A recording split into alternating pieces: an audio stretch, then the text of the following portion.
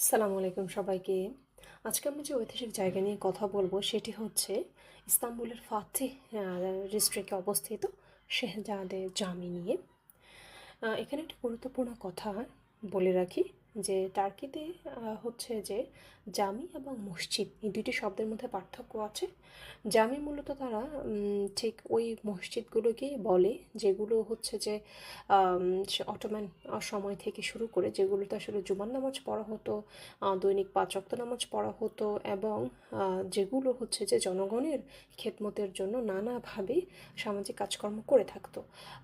আমরা যদি বলি আসলে স্ট্রাকচার বেসড যেগুলো হচ্ছে যে আয়তনে বড়, মানে অনেক বেশি বড় পরিসর নিয়ে তৈরি, সেগুলোকেই মূলত তারা জামে বলে থাকে। আর মসজিদ আসলে ঠিক ওই জায়গাগুলোকেই বলে যেগুলো আমরা যদি দেখি যে ইউনিভার্সিটির কমন রুমে যেখানে যদি নামাজ পড়ার জায়গা থাকে সেটা যেমন সেটাকে তারা মসজিদ বলবে। মসজিদ আসলে ঠিক ওরাই ঠিক এরকম যেমন হচ্ছে যে বাস স্টেশনে নামাজ পড়ার জায়গা, অথবা হচ্ছে যে হসপিটালের বিল্ডিংয়ে নামাজ পড়ার জন্য একটা আলাদা রুম, অথবা হচ্ছে যে ইউনিভার্সিটিতে নামাজ পড়ার জন্য যে রুম থাকে প্রেয়ার রুম, এগুলোকে ওরা হচ্ছে মসজিদ বলে আর কি। হ্যাঁ, এগুলোকে যেমন ওরা বলে মসজিদ মসজিদ।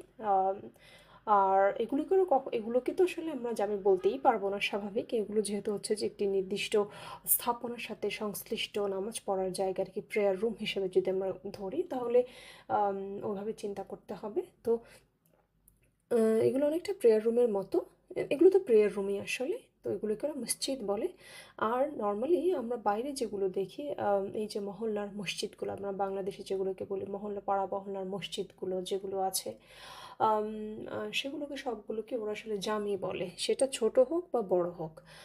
কিন্তু দেখা যায় নর্মালি আসলে পাড়ার মহল্লা মসজিদগুলোতেও তো আসলে জুমার নামাজ পড়া হয়ে থাকে, সুতরাং এগুলো সবগুলোই হচ্ছে যে ওদের জন্য জামি। তো এই ক্ষেত্রে আর কোনো স্পেসিফিক বাংলাদেশে তো আমরা দেখি যে আসলে জামে মসজিদ যেগুলোকে বলা হয়, সেগুলোকে আবার এরকমটা জামে মসজিদ শব্দ দুইটা একসাথে করে আমরা ব্যবহার করি। এবং এগুলো আসলে দেখা যায়, আমরা দেখি যে বড় শহরগুলোতে অথবা হচ্ছে যে জেলা শহরগুলো যে প্রধান মসজিদগুলো থাকে সেগুলোকে আসলে এভাবে বলা হয়ে থাকে, অথবা উপজেলা শহরের যে প্রধান সবচেয়ে বড় মসজিদ থাকে যেখানে ঈদের নামাজ পড়ানো হয়ে থাকে, অথবা হচ্ছে যেগুলোর সামাজিক কার্যক্রমের ব্যাপ্তিটা অনেক বড়, যেগুলোর সাথে সংশ্লিষ্ট হয়তো মাদ্রাসা আছে, সেগুলোকে মূলত আসলে জামে মসজিদ বলা হয়ে থাকে বাংলাদেশে। কিন্তু টার্কিতে আসলে এইখানে জামে এবং মসজিদের মধ্যে একটি পার্থক্য আছে। জামে এবং মসজিদ নিয়ে আলোচনার পরে আমরা হচ্ছে আমাদের আজকের আলোচ্য বিষয় শুরু করব। আমাদের আজকের আলোচনার মূল বিষয়বস্তু হচ্ছে শেহজাদে জামি নিয়ে। শেহজাদে জামি নিয়ে আলোচনা করতে গেলে আসলে প্রথমে যে সব ব্যাপারটা চলে আসতে পারে, এই শেহজাদে কে, কোন শাহজাদা ছিলেন যার নামে আসলে এই মসজিদটি করা হয়েছে।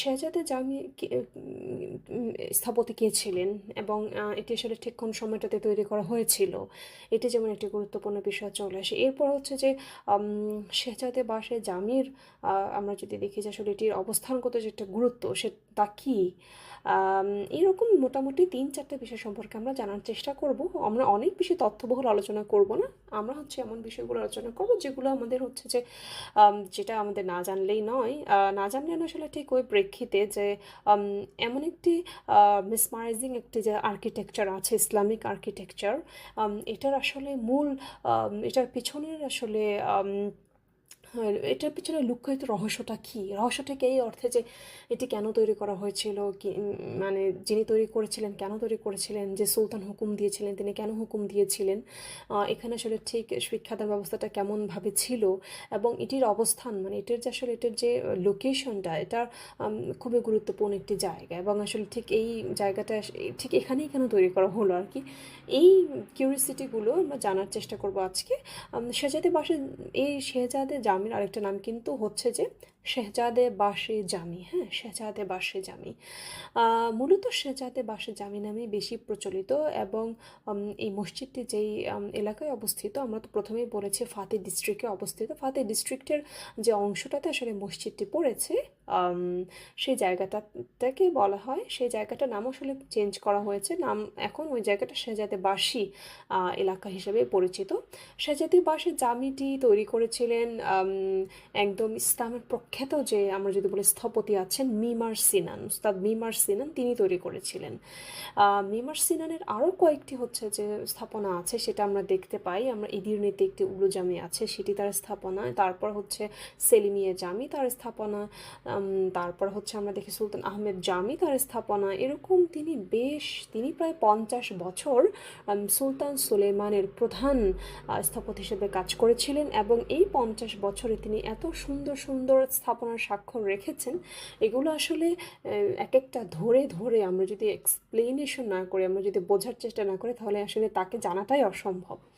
তা আমরা আলোচনার প্রেক্ষিতে হয়তো এই ব্যাপারগুলো নিয়ে কথা বলবো, তবে সেটি পরবর্তীতে। আজকে আমরা শুধু এটা জানবো যে শেহজাদে জামি তৈরি স্থাপনা করেছিলেন বা এটা নকশাটা করেছিলেন হচ্ছে উস্তাদ মিমার সিনান করেছিলেন। এই মসজিদটি আসলে তৈরি করা হয়েছিল, তৈরি করা শুরু হয়, এটি তৈরি করতে 5 বছর লেগেছিল। 1543 থেকে শুরু হয় এবং 1548 গিয়ে আসলে এটির কাজ শেষ হয়। এটি সুলতান সুলেমানের আমলে আসলে তৈরি করা হয়েছিল। সুলতান সুলেমান, এই যে আমরা তো সিরিয়ালটা ব্যাপারে জানি, সুলতান সুলেমান দ্য ম্যাগনিফিসেন্ট, তো তার আমলে আসলে এটি স্থাপনা করার নির্দেশ দেওয়া হয় এবং 5 বছর ধরে এটি তৈরি করা হয়। শেহজাদে জামি আসলে মূলত তৈরি করা হয়েছিল সুলতান সুলেমান এবং তার যে ইউক্রেনীয় যে স্ত্রী ছিলেন হুররাম সুলতান এবং সুলতান সুলেমানের প্রথম ছেলে হচ্ছেন যে শাহজাদা শেহজাদে মেহমেদ আসলে খুব অল্প বয়সে মারা যান।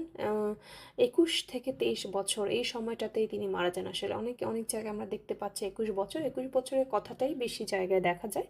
তো 21 বছর বয়সে তিনি মারা যান। এবং সুলতান সুলেমান আসলে সুলতান শেহজাদে মেহমেদের প্রতি খুবই সফট কর্নার কাজ করতো তার মধ্যে। তিনি খুবই তার চোখের মণি বলা যেতে পারে ছিল যে শেহজাদে মেহমেদ। তো শেহজাদে মেহমেদের মৃত্যুতে আসলে তাকে স্মরণীয় করে রাখার জন্য সুলতান সুলেমান এই মসজিদটি স্থাপনার নির্দেশ দিয়েছিলেন। এটা হচ্ছে প্রথমত আমরা যেটা জানতে পারলাম যে এটার স্থপতি কে ছিলেন এবং এটি কখন তৈরি করা হয়েছিল, কার নামে তৈরি করা হয়েছিল। এটি মূলত আসলে যে প্রেক্ষিতে তৈরি করা হয় তার আরেকটু যদি আমরা ডিটেলসে যাই, আমরা জানবো শেহজাদে মেহমেদ আসলে তিনি মানিসা, টার্কের হচ্ছে একটা প্রভিন্স আছে, তার নাম হচ্ছে মানিসার গভর্নর যখন তিনি ছিলেন, তখন তার বলা হচ্ছে তার স্মল পক্স হয়েছিল এবং স্মল পক্স আসলে তিনি অসুস্থ হয়ে মারা যান। তখন তিনি বিবাহিত ছিলেন এবং তার 1 বছরের একটি মাত্র কন্যা শিশু সন্তান ছিল। তাদেরকে রেখে তিনি মারা যান।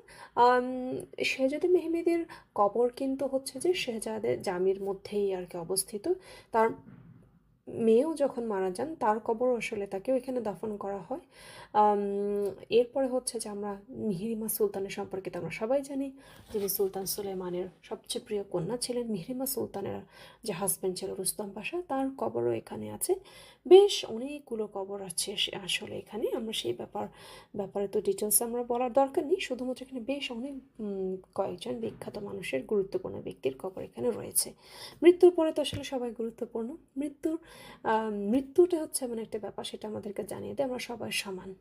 সুতরাং এই ক্ষেত্রে কে গুরুত্বপূর্ণ কে নয় সেটা কিন্তু বলার কোনো উপায় থাকে না। মানুষ মানেই গুরুত্বপূর্ণ, এবং এটা মানুষের পৃথিবীতে আসার মানে জন্ম এবং মৃত্যুর প্রসেসটা সবার সেম। সেই ক্ষেত্রে আসলে বলা যায় যে মানুষ মানেই গুরুত্বপূর্ণ।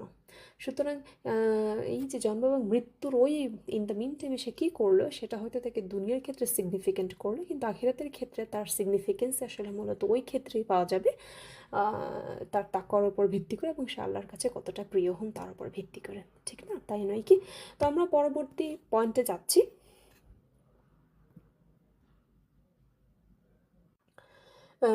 এখন আমরা দেখব যে শেহজাদে বাসী জামির আসলে স্থাপনার বিষয়টা কেমন ছিল বা এটি কেমন আছে বর্তমানে। মসজিদের মধ্যে আমরা দেখি একটি সেন্ট্রাল একটা ডোম দেখা যায়, কেন্দ্রীয় একটা গম্বুজ আছে এবং তার চারপাশে 4টি অর্ধ গম্বুজ আছে। আর এই মসজিদটি কিন্তু বর্গাকার, মসজিদটা হচ্ছে বর্গাকার করে তৈরি করা হয়েছে। এখানেই আমরা যেটা দেখতে পাচ্ছি যে এই নকশাটা আসলে খুবই সিমেট্রিক্যাল এবং ভারসাম্যপূর্ণ। এই কারণে যেটা দেখা যায় সেটা হচ্ছে যে মসজিদের ভিতরে কিন্তু প্রচুর আলো। এবং আরেকটা যেটা ব্যাপার সেটা হচ্ছে যে মসজিদের যে কেন্দ্রীয় ডোম থেকে শুরু করে কেন্দ্রীয় যে গম্বুজ এবং অর্ধ গম্বুজ প্রত্যেকটাতেই হচ্ছে বেশ অনেকগুলো জানালা রাখা হয়েছে। এই কারণেই মসজিদে প্রচুর পরিমাণ আলোর যাতায়াত আমরা দেখতে পাচ্ছি। মসজিদে দুটি মাত্র মিনার রয়েছে। অটোম্যান মসজিদগুলোর মধ্যে আমরা কিছু বৈশিষ্ট্য দেখতে পাই। শুধুমাত্র সুলতান আহমেদ জামিতে আমরা 6টি মিনার দেখতে পাচ্ছি। সুলতান আহমেদ জামি ছাড়া আর মসজিদগুলোতে 2টি করে মিনার দেখা যায় এবং কোনো কোনো মসজিদে শুধুমাত্র একটি মিনারও আছে। তো এখানকার জামিগুলোর 2টি মিনার এবং একটি মিনারের পিছনেও কিছু ব্যাখ্যা আছে, সেগুলো নিয়ে আরেকদিন কথা হবে। তো এখানে 2টি মাত্র মিনার রয়েছে এবং এই মিনারে আসলে পাথরে খোদাই করা সূক্ষ্ম কারুকাজে দেখা যায় এবং এগুলো খুবই অসাধারণ।